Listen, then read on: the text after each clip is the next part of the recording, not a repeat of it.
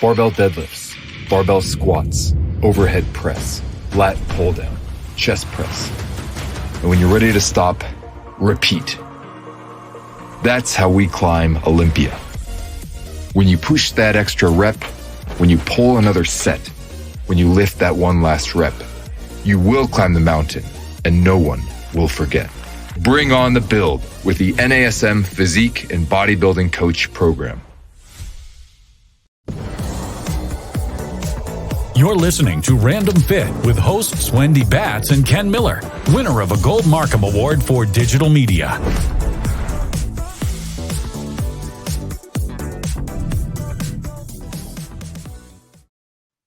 Hello, everyone. Welcome to this week's episode of Random Fit. I am Wendy Batts here with my friend and colleague, Mr. Ken Miller. Ken, how are you?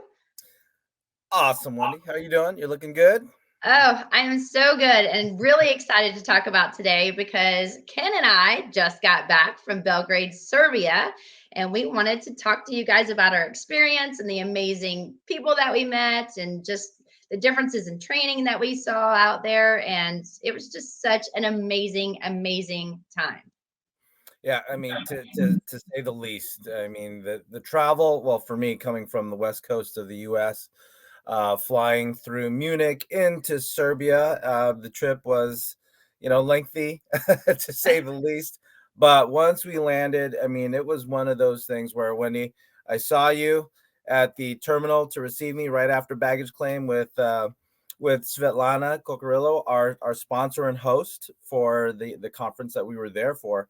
But I thought of no better way to celebrate my birthday than to see the both of you receiving me at the baggage claim. So that was my first birthday gift this year, was seeing both of you at the airport. So that was a great start. But I'll tell you what, the people of Serbia, of Belgrade, those that we had a chance to interact with, was again present enough to be exposed to that culture. Although the reason why we were there was for a fitness conference through the HFS conference, which is basically our Optima International conference for the National Academy of Sports Medicine. So I'll tell you, that was a great start. Just first of all, meeting one of our partners out there, seeing you guys, wishing me a happy birthday, and then having our first meal in Serbia was awesome. Oh, yes. Yeah. And guys, just so you know, like Ken and I, when we were looking at our travel time, I'm like, oh man, when you land, it's actually your birthday. You're going to be away from your family, away from your friends. And our host, Svetlana, and her amazing husband, Nebojsa, they did treat Ken with a birthday cake and a song, and they did take us to dinner. And the dinners, guys, out there were something. I was nervous because I'm going to just be very honest. When I travel internationally, I am a very picky eater. I seem to be allergic to all the things like avocado, citrus, all the things that are in a lot of different foods, especially when you're going overseas. That's, traditional plates are made with a lot of these particular ingredients that I can't have. So I get a little bit nervous, but she's like, no, Wendy, I'm telling you, most of the things we eat here are meat, which I am that meat person. I'm far from a vegetarian, and like vegetables. And so every meal that we had, starting with the first one, which was at a steak, I think it was a steak place that we went to. Yeah.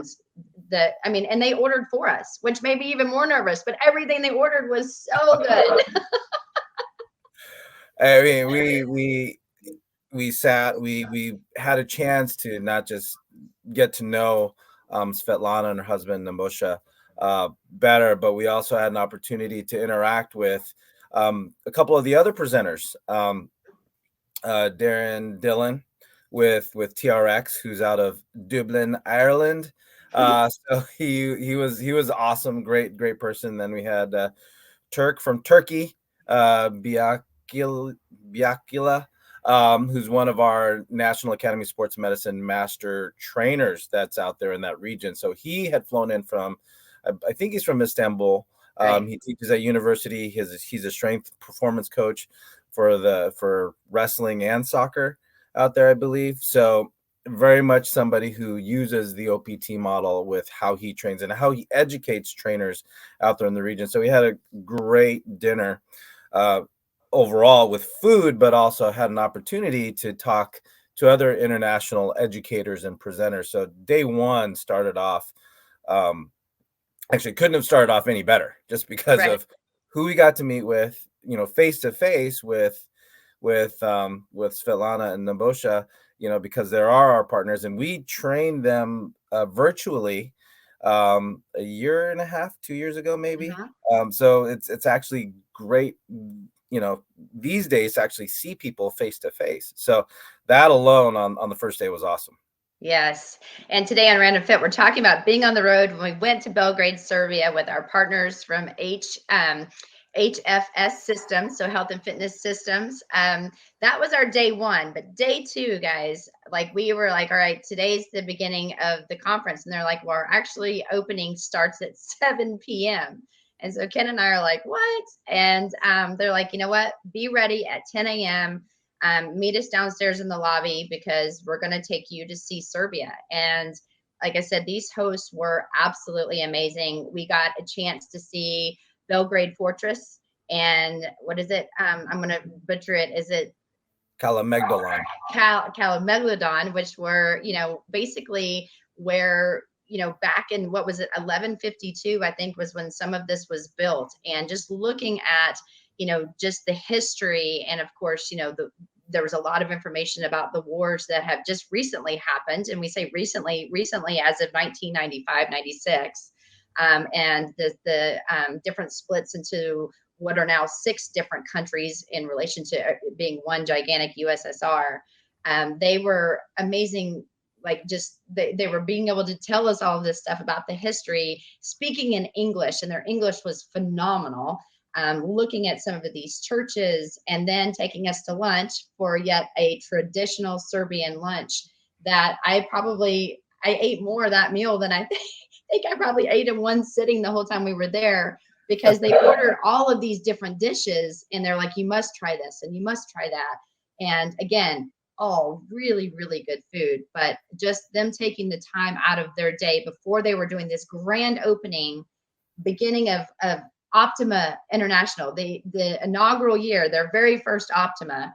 And, they took the time out to make sure that we had an amazing day, even though they had the biggest event on their hands than they've ever done before. I couldn't thank them enough for doing that.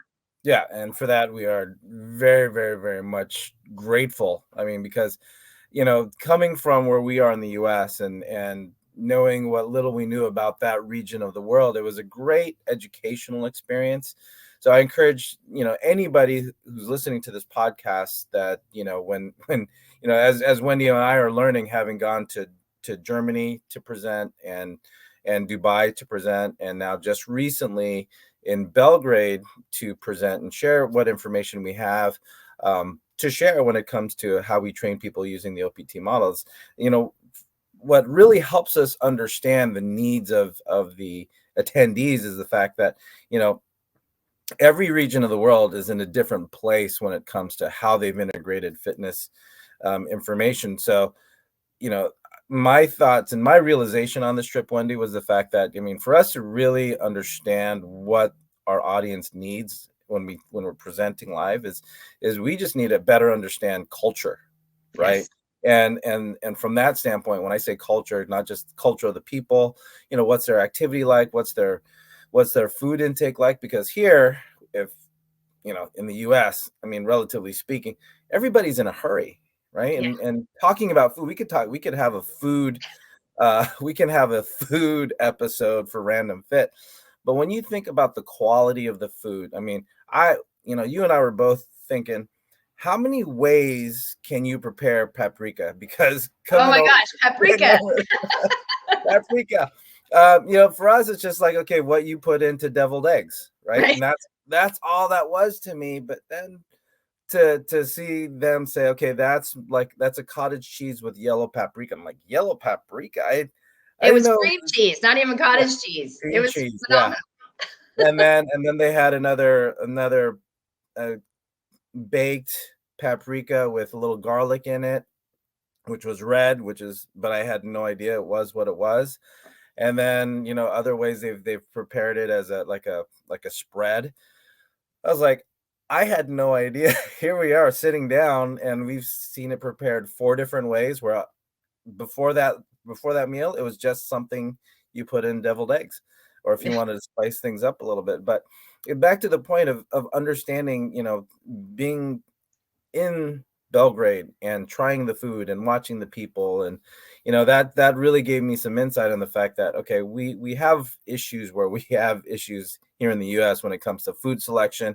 We're in a hurry, we're stressed out, but then one of the things about food there is that it's you can tell things are prepared with care. There's time and attention, but we had a Little traditional, preservatives.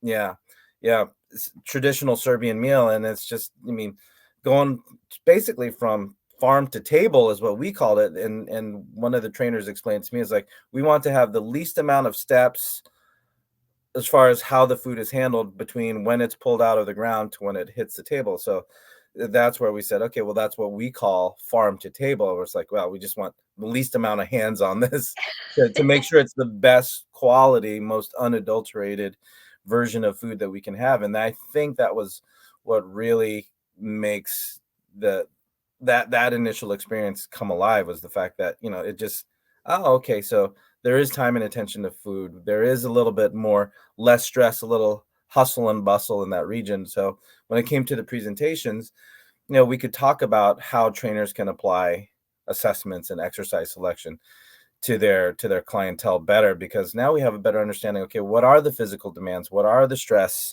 stresses imposed, for your day-to-day clientele? So that was from day one, full day one. Gave some insight on who we were working with and what trainers really wanted to know.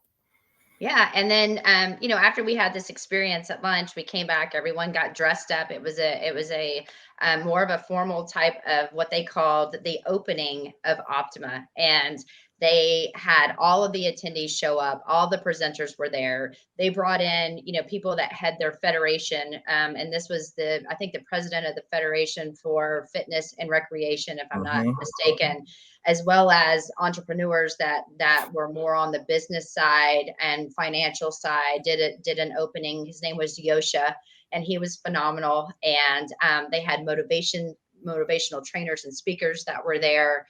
And just the overall event, I mean, they made it such an amazing production. And guys, for NASM and Ken and I having that experience, for them to really understand that brand recognition is very important to us, because that's what we do. I think it's really I think it's important for us to see that they're taking our content and they really want to apply it. Because as Ken and I started to do some of our sessions, starting on what was then our day 3, we found out that there were so many people that have learned the content, but yet really hadn't experienced some of the information hands-on. And Ken, I don't want to speak on behalf of you, but I got the opportunity, on Ken as well. We spoke on 5 different topics apiece. So there were 10 topics surrounding the NASM Optimum Performance Training Model. And so when we're looking at this OPT model, I was able to do an overview. We got to spend time doing hands-on stuff on the assessments and really trying to show them what we do and how we differentiate, dysfunctional movements from ideal postures and movement patterns, and how we can help our clients feel and move better. And then even in day 1, those were my first 2 sessions. And then I went into talking about the core. I did one on risk versus benefits. So some exercises that some, people do in the gym, and why that might not be the safest for people's positioning and joints, because it could lead to injury, and the rationales behind the whys. And just the amount of people that followed just myself and those sessions, because they were hungry for that information. It re-sparked me as a presenter, because I remember when we started teaching, Ken, 20 years ago, and this information was so new to the people in the States, that it was so important that we spent that quality time with each person, so they understood that this one particular model can save lives like when I say save lives, save people from becoming injured and performing at their highest level and signing contracts that have taken them up to become, the highest in their field.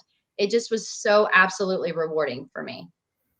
Yeah, you and me both, from the vantage point that when we talk about the the trip overall, I mean, it's one to get great exposure. So as we're talking here on Random Fit, we're talking about Random Fit on the road with both Wendy Batts and myself, Ken Miller, and our time in Serbia. So when we discuss what it was to have, as you mentioned, Wendy, we had basically full rooms when we were presenting, and that just was a testament to the fact that they really wanted the information that we had to share, that we've been using. Like you said, Wendy, we've been teaching this stuff for 20 years, using it and teaching it for over 20 years, and for them to have a system that now puts everything together. So you talked about core, you overviewed the programming model and how we strategize getting somebody from A to Z. What was really great to see was that as they were in your workshops and presentations, they would lateral over to mine and back and forth to yours, because as you went through your 5 and my 5, so a total of 10, different perspectives on the use and application of the Optimum performance training model.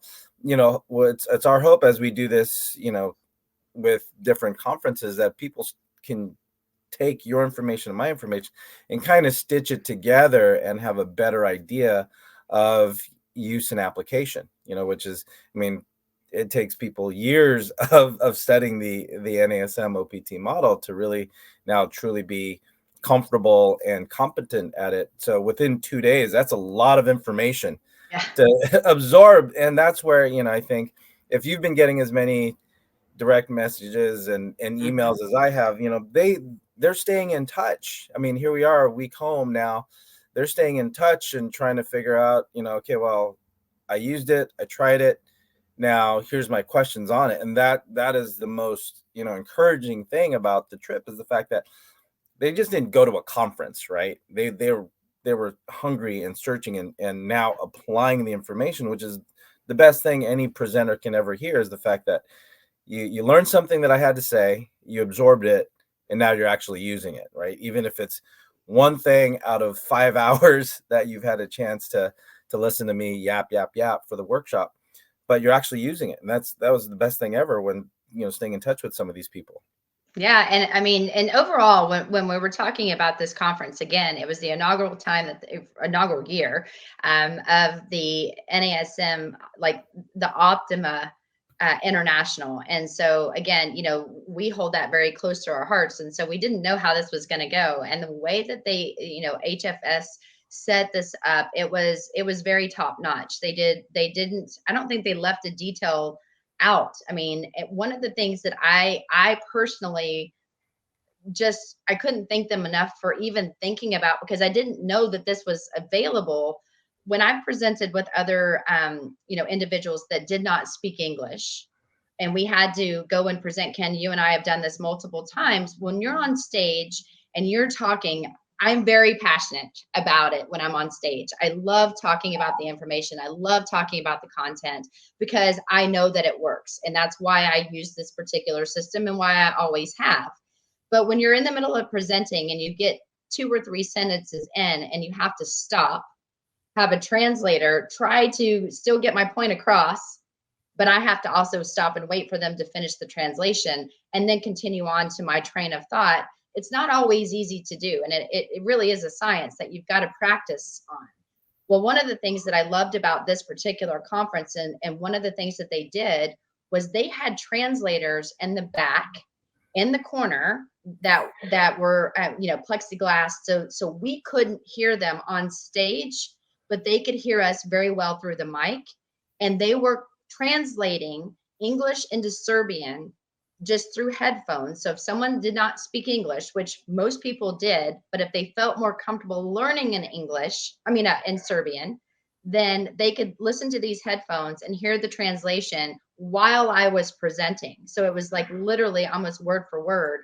They were seeing my emotions. They were seeing my demonstrations, when we would bring people up, they were listening to what I was doing right at that moment without having to pause. So on an instructional standpoint, I was able to cover more content because I didn't have to stop and wait for that translation to happen.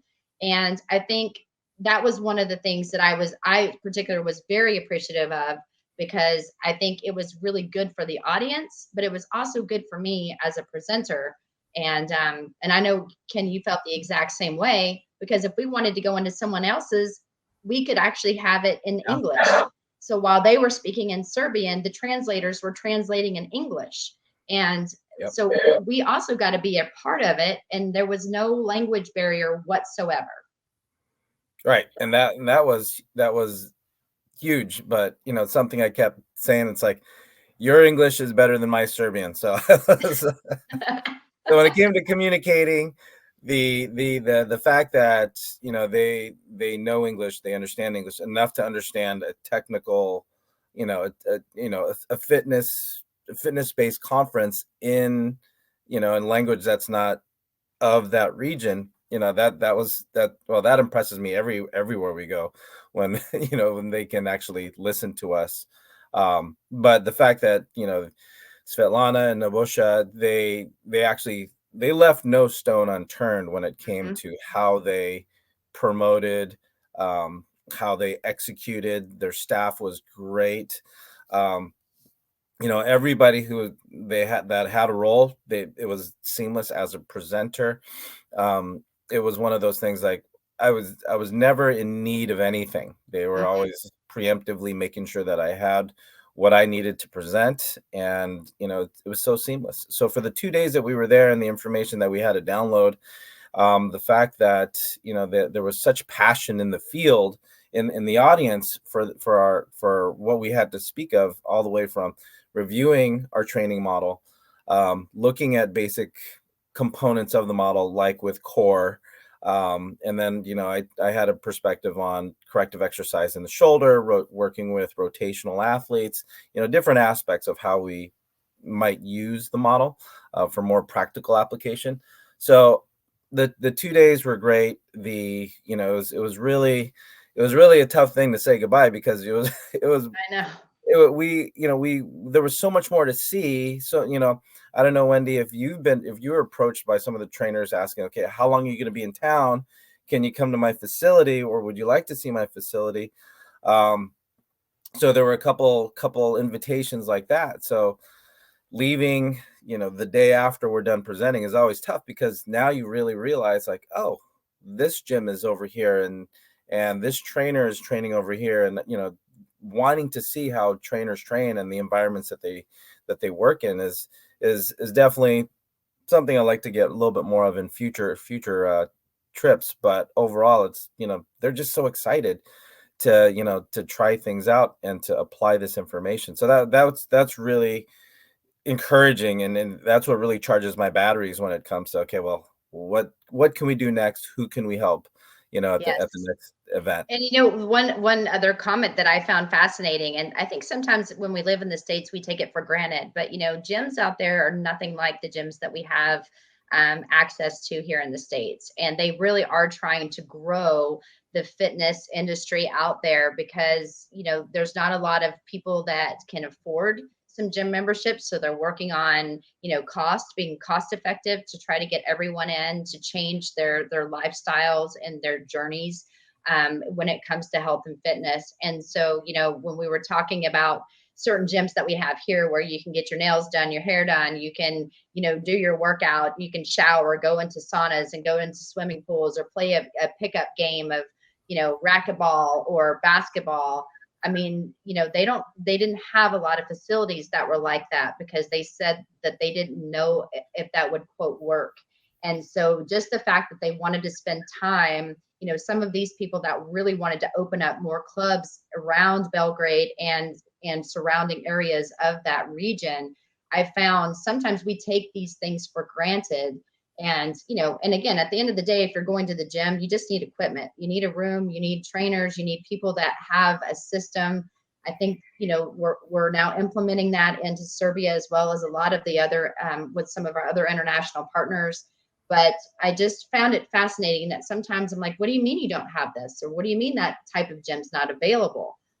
So I think, just for me, it opened up my eyes to say, you know what? Not everyone has all the things available that we do, that sometimes we just literally take for granted. And so I think on an appreciation standpoint of what we have and the different gyms to choose from and those options.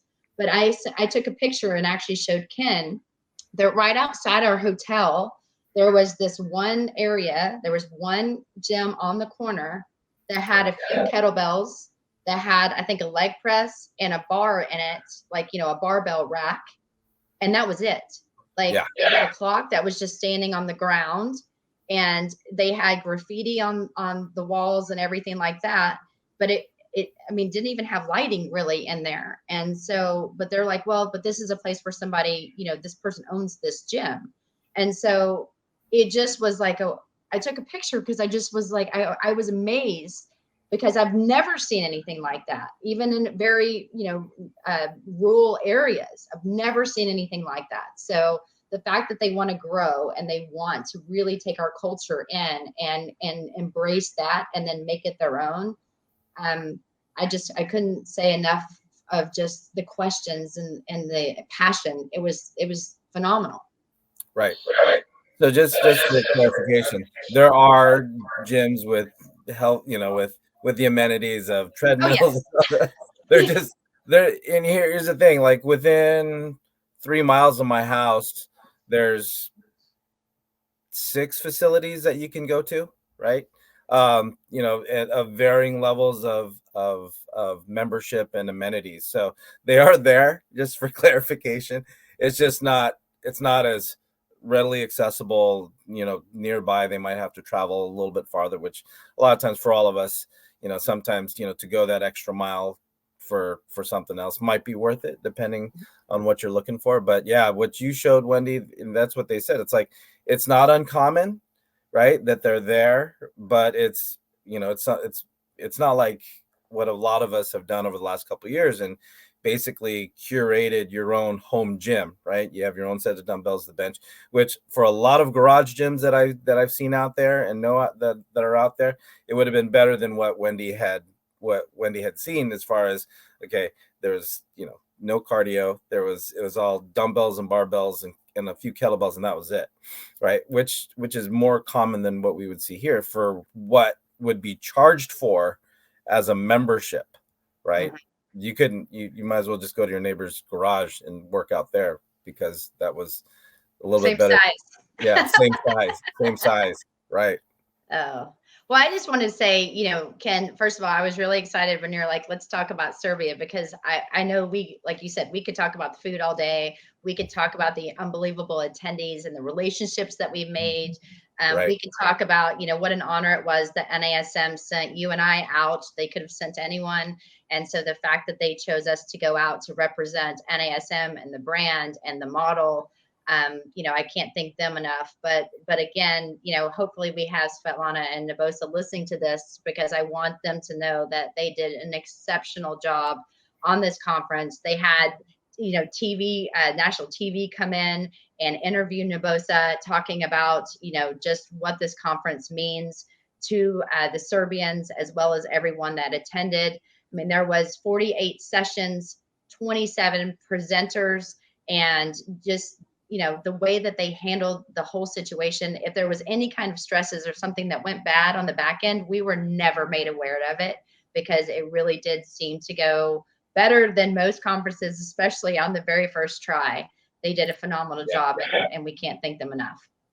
Yeah, and as partners of the National Academy of Sports Medicine, they did great justice for representing their relationship with the National Academy of Sports Medicine. And as you said, Wendy, it's just an honor to represent NASM at the conference, and all the information that, we're talking about 10 hours of information that was delivered over 2 days, which was, it's work when you're in it, but it doesn't feel like work. It's one of those things, right? Because you're enjoying it so much. The questions are so good, the interactions before and afterwards.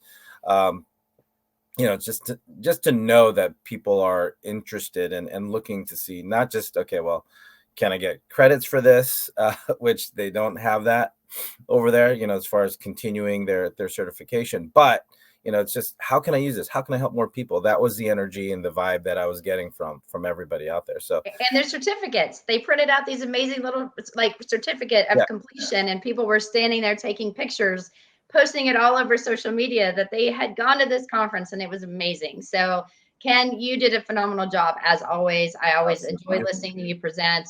All the other presenters and speakers, I know we didn't list everyone out, but it was amazing to meet you. I think everyone was, talking about things they were extremely passionate about. Again, to our host, thank you, and hopefully we'll get invited back. And thanks for doing this with me today, Ken. Oh no, this was awesome. You and I, since coming back, we haven't really talked to each other and actually downloaded and compared notes. But this was a great summary of how we spent our time spreading the word of the optimum performance training model. So I'll just say, on behalf of myself and you, Wendy, our time was awesome, second to none when it came to our travels, really. But just being exposed to different cultures, different people, that's number one for us, as far as how can we help people better understand what we have to teach, but also how to apply it to your environment, to your clientele, because if it works for one, it can work for many, and we're just honored and appreciative of the opportunity to do that. So Wendy, thank you so much for the time that we had to spend in this last trip to Serbia, to Belgrade. I can't have a better work partner than you. So I just wanted you to know that. So for those of you listening to us and actually heard us kind of just pour over Svetlana and Nebojsa and everybody with HFS in our time, thank you for listening to us on this episode of Random Fit.